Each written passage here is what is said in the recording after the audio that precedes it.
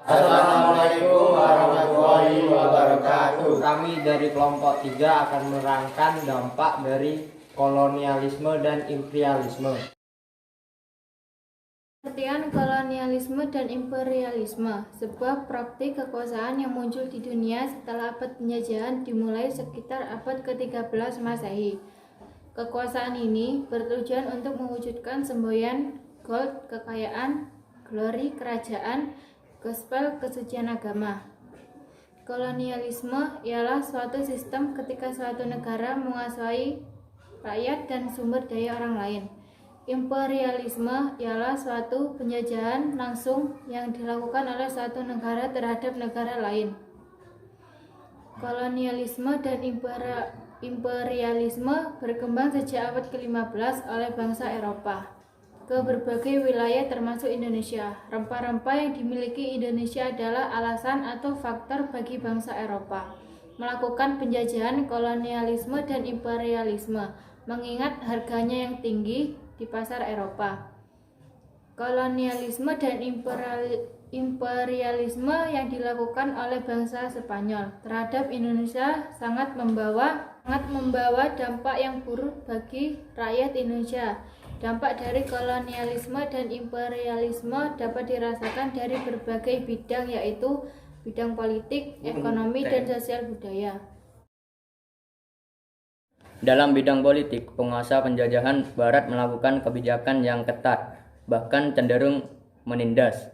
Pemerintah kolonial menjelaskan politik divide et impera atau memecah belah, bahkan disertai dengan tipu muslihat, baik Daendels maupun Raffles, lebih meletakkan dasar pemerintahan modern. Para bupati dijadikan pegawai negeri dan diberi gaji. Padahal kedudukan bupati adalah turun-temurun dari mendapat upeti rakyat. Dalam struktur pemerintah dikenal dengan adanya pemerintahan tertinggi, semacam pemerintahan pusat. Di wilayah Jawa, Belanda dan Inggris melakukan intervensi terhadap persoalan kerajaan, misalnya pergantian tahta kerajaan. Akibatnya peranan elit kerajaan berkurang dalam bidang politik, bahkan kekuasaan kerajaan lokal mulai runtuh. Bidang hukum yang berlaku pada masa kerajaan Nusantara merupakan hukum adat yang diwariskan secara turun-temurun. Pada waktu bangsa Barat datang dan berkuasa, hukum kolonial mulai diterapkan. Bidang sosial, terciptanya kasta dalam masyarakat dengan bangsa Eropa dianggap sebagai yang tertinggi. Adanya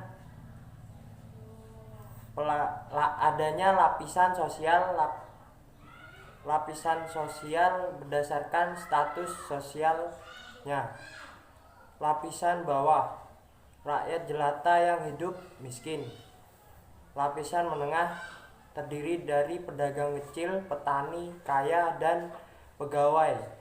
Lapisan atas terdiri saudara raja atau kerabat, bangsawan atau raja yang memerintah daerah.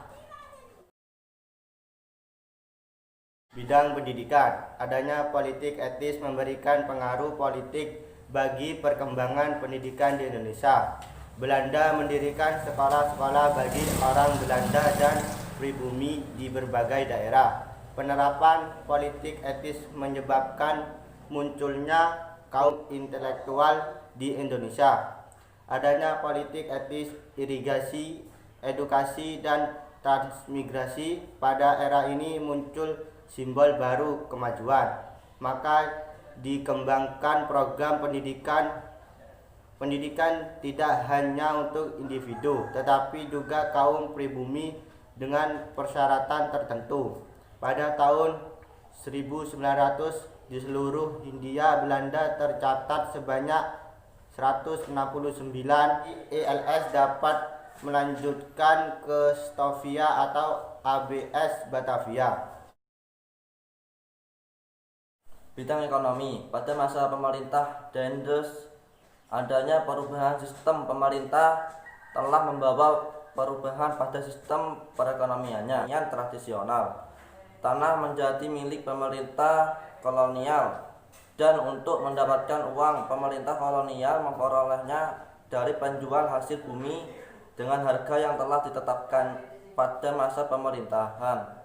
Dendles dibangun jalan raya Anyer sampai Panurukan yang membawa perkembangan perdagangan pada daerah yang dilaluinya, tetapi juga menuai kritik karena dilakukan dengan kerja rodi dan menelan ribuan nyawa manusia. Pada masa Raffles terjadi perubahan sistem pemerintahan. Hal itu berarti pemerintah mempunyai kewenangan untuk menyewakan tanah. Perdagangan bebas mulai dilakukan sehingga menjadi sistem ekonomi komersial. Assalamualaikum warahmatullahi wabarakatuh. Nama saya Muhammad Zikri Amir Setiawan dari 10 IPA 4. Saya di sini akan menjelaskan tentang dampak kolonialisme dan imperialisme yang ada di Indonesia, terutama di bidang budaya. Membahas tentang bidang budaya, ternyata sejak kedatangan bangsa Barat ke Indonesia, banyak sekali perubahan yang terjadi di Indonesia sendiri, yaitu terjadinya westernisasi, cenderung meniru budaya kebarat-baratan. Corak kehidupan bangsa Barat telah mempengaruhi lingkungan kehidupan tradisional masyarakat Indonesia. Yang pertama, pakaian, yang kedua bahasa, yang ketiga kesenian. Yang pertama, pakaian. Pakaian masyarakat Indonesia sebelum terjadinya westernisasi masih didominasi dengan pakaian tradisional dan setempat. Setelah dipengaruhi oleh westernisasi, pakaian Belanda merupakan penanda yang jelas tentang perubahan kebudayaan dan para tuan tanah asing seperti topi, celana, dan sepatu sebagai pembeda orang-orang Eropa dengan orang-orang Indonesia. Yang kedua, bahasa. Untuk bahasa sendiri, sehari-hari yang umum digunakan pada masa penjajahan Belanda adalah perpaduan bahasa Belanda dan Melayu. Pada abad ke-20, proses penyerapan bahasa Belanda oleh bahasa Indonesia semakin intensif. Untuk penggunaan bahasa itu sendiri hanya boleh digunakan oleh pribumi terpelajar yang bisa berbahasa Belanda seperti keluarga bupati dan bangsawan lokal Jawa. Dan menurut Russell Jones, bahasa Melayu dan Indonesia memiliki sekitar 4.000 kata kosakata dari bahasa Belanda. Selain bahasa Belanda, bahasa yang populer adalah bahasa Portugis.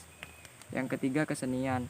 Masuknya bangsa Barat ke Indonesia membawa perubahan dalam perkembangan seni arsitektur dan seni musik. Contohnya, gedung pemerintahan, benteng, tembok, dan bangunan-bangunan kuno. Dalam seni musik, banyak alat musik yang dipopulerkan seperti biola, cello, gitar, dan musik jazz, dangdut, dan lain sebagainya.